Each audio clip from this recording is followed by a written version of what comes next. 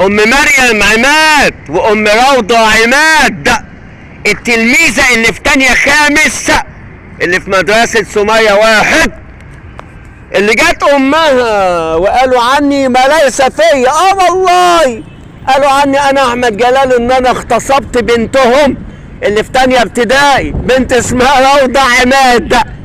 والغريب بقى لما انا اغتصبت بنتك يا ولية ما بلغتيش الشرطة ليه يا ولية؟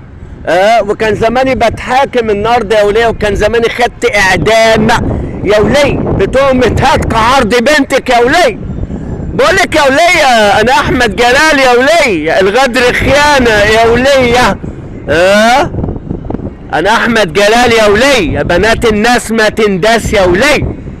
انا احمد جلال يا ولية اللي ضيعت عمري يا ولية في تعليم ولاد الناس وبنات الناس يا ولية.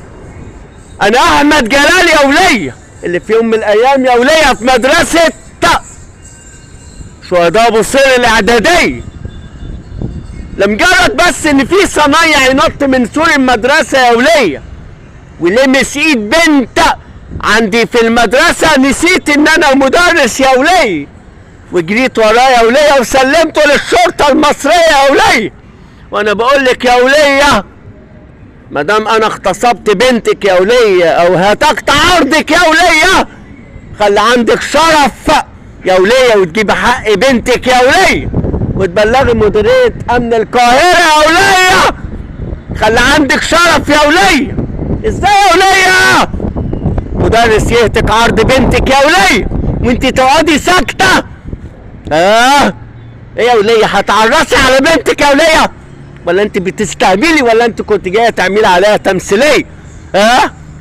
فكاني خلاص يا ولية واحد صايع من الصيع اللي انت تعرفيهم ولا بنتك يعرفوهم؟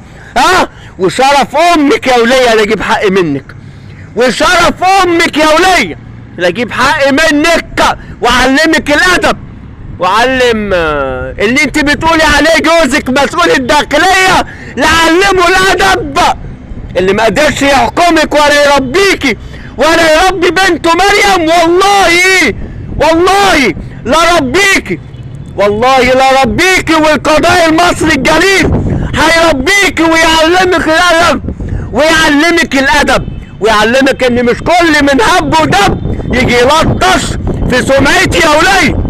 قطع لسانك ولسان اللي خلفوكي ولسان عيلتك اللي انت نفسك بتقولي في عيلتك بلطجية وهيربطوني في نخلة.